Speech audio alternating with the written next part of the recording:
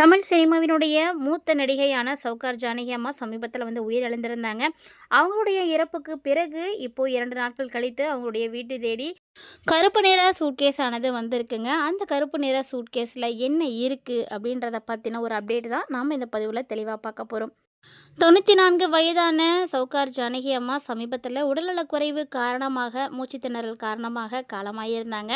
அவங்களுடைய இறப்புக்கு பின்னாடி அவங்களுடைய வீடு தேடி இப்போ ஒரு கருப்பு நிற சூட்கேஸ் ஆனது வந்திருக்கு. அதில் என்ன இருக்குது அப்படின்னா, சௌகார் ஜானகி அம்மா சின்ன வயசுலேயே சினிமா துறைக்கு வந்துட்டாங்க. ஸோ அப்போலேருந்து கிட்டத்தட்ட பார்த்திங்கன்னா 70 ஆண்டுகள் அவங்களுடைய திரைப்பயணம் அப்படின்னு சொல்லப்படுற அளவுக்கு ரொம்ப நீண்ட பயணமாக இருந்திருக்கு. இதுக்கிடையில் அவங்க எல்ஐசி இன்சூரன்ஸ் இந்த மாதிரி நிறைய விஷயங்களில் முதலீடுகள் பண்ணி வச்சுருக்காங்க. அவங்க இறந்ததுக்கு அப்புறமா அதனுடைய டாக்குமெண்ட்ஸ் எல்லாமே இப்போ வெரிஃபிகேஷனுக்காக வந்திருக்கு. அது மட்டும் இல்லாமல் அவங்க போட்டிருக்கக்கூடிய டாக்குமெண்டேஷனில் எல்லாருக்குமே அவங்களுடைய பிள்ளைங்களை நாமினியாக போட்டிருக்காங்க.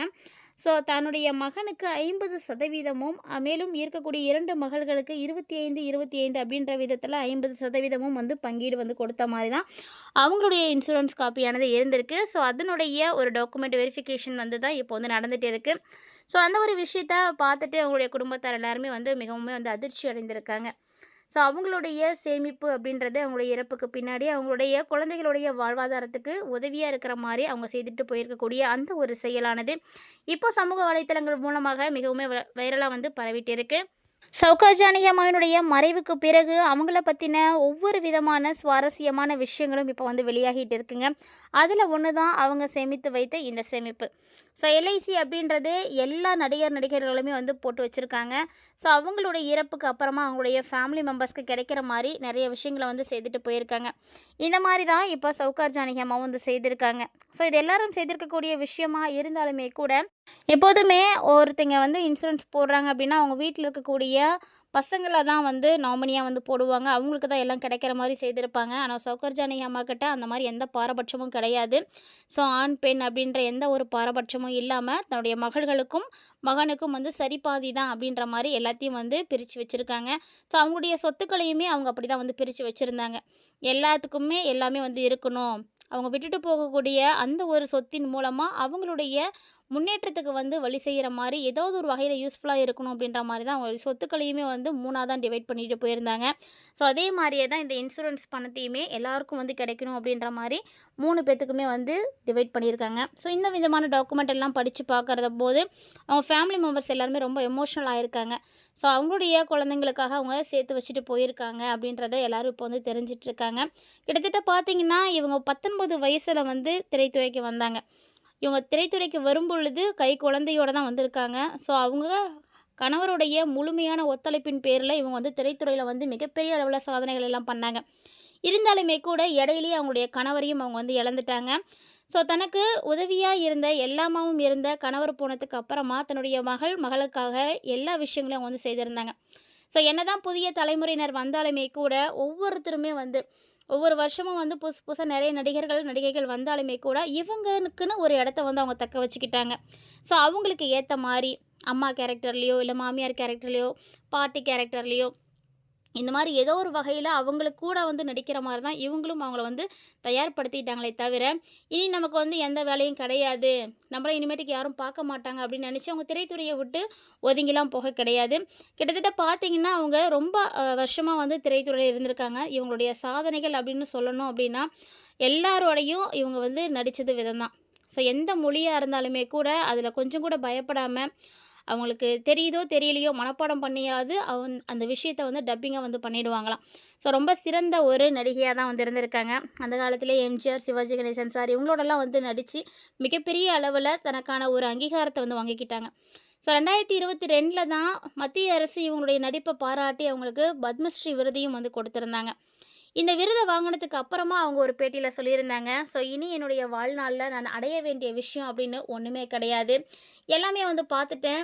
கிட்டத்தட்ட பார்த்திங்கன்னா நான் 60-70 வருஷமாக இந்த திரைத்துறையில் இருக்கேன். எல்லாமே எனக்கு கிடச்சிருக்கு. என்னுடைய குடும்பத்தில் பொருளாதார ரீதியாகவும் சரி, பிள்ளைங்க விஷயத்துலேயும் சரி எல்லாமே நான் பார்த்துட்டேன். சந்தோஷமாக தான் இருந்துட்டு போகிறேன்.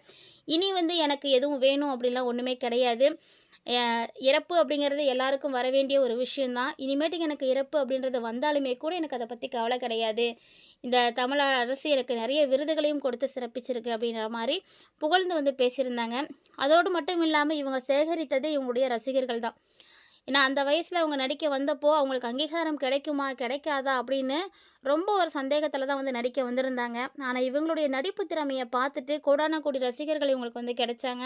ரசிகர்களுடைய ஆதரவோட அடுத்தடுத்த ப்ராஜெக்ட்லயும் இவங்களுக்கு வந்து வெற்றி நடை போட்டாங்க.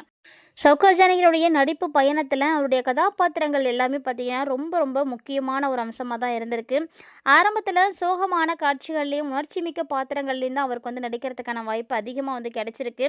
இருந்தாலுமே கூட அதுக்குள்ளேயே அவங்கள மட்டப்படுத்திக்கலங்க. ஸோ மேலும் பார்த்தீங்கன்னா, காதல், பாசம், கோபம், கம்பீரம், நகைச்சுவை அப்படின்னு பல்வேறு விதமான உணர்வுகளை எல்லாத்தையும் இயல்பா வந்து வெளிப்படுத்தி நடிச்சு காட்டியிருக்காங்க. உயர்ந்த மனிதன் படத்துல உயர்ந்த சமூக அந்தஸ்துடைய பெண்மணியாகவும், இருகோடுகள் படத்துல மாவட்ட ஆட்சியராகவும், ஒளிவிளக்கு படத்துல விதவை பெண்ணாகவும், படிக்காத மேதை படத்துல சிவாஜியினுடைய அப்பாவி மனைவியாகவும் வந்து நடிச்சிருக்காங்க. அதே போல அதே நடிகை தான் எதிர்நீச்சல், பாமா விஜயம் இது போன்ற படங்கள்ல நகைச்சுவையும் எளிதாக வந்து கையாண்டிருக்காங்க. அதே மாதிரி ரஜினிகாந்த் நடித்த தில்லுமுழு திரைப்படத்தில் அவர் வெளிப்படுத்திய நகைச்சுவை நடிப்பு புதிய தலைமுறை ரசிகர்களிடமும் அவருக்கு தனியார் ஒரு அடையாளத்தை வந்து ஏற்படுத்தியிருக்கு. எம்ஜிஆர்ல இருந்து ரஜினி, கமல் வரைக்கும் எல்லாரோடையும் அவங்களுடைய திரைப்பயணம் இருந்திருக்குங்க. ஸோ சவுகார் அப்படின்ற ஒரு படத்தின் மூலமாக தான் இவங்க சவுகார் ஜானகி அப்படின்ற ஒரு பேரையே வந்து எடுத்திருக்காங்க. மேலும் இவங்க நடிகையாக இருந்தது மட்டும் இல்லாமல் தயாரிப்பாளராகவும் இருக்கணும் அப்படின்னு முயற்சி பண்ணியிருக்காங்க. ஸோ அதுக்காக கே பாலச்சந்தர் இயக்கத்தில் ஜெமினி கணேசனோடு நடித்த காவிய தலைவி திரைப்படத்தை தயாரித்திருக்காங்க. மேலும் அந்த படத்தில் இவங்களே இரட்டை வேடங்களையும் நடிச்சிருக்காங்க. அவர் தயாரித்தவற்றில் ரங்கராட்டினம் அப்படின்ற திரைப்படமும் ஒன்று இருக்குங்க. ஸோ இது மட்டும் இல்லாமல் திரைப்படங்களோட அவருடைய கலைப்பயணம் முடிஞ்சிடல. கே பாலச்சந்தருடைய நாடகங்கள்லையும் பல்வேறு விதமான மேடை நாடகங்களிலும் அவர் வந்து நடிச்சிருக்காங்க. சுமார் 300க்கும் மேற்பட்ட மேடை நாடகங்களில் நடிச்சிருக்காங்க. ரொம்ப பிஸியான ஒரு திரைப்பட நடிகையாக இருந்திருக்காங்க. 1950 60கள்லாம் பார்த்தீங்கன்னா இவங்களுடைய நாடக பயணமும் வந்து சூப்பராகவே இருந்திருக்கு. இவங்க மனசில் பட்டதை அப்படியே பேசக்கூடிய ஒரு துணிச்சல் மிக்க ஒரு பெண். திரைத்துறைக்கு வெளியிலையும் ரசிகர்கள் பார்த்திங்கன்னா ஜானகியை பற்றி நிறைய விஷயங்கள் வந்து பேசியிருக்காங்க.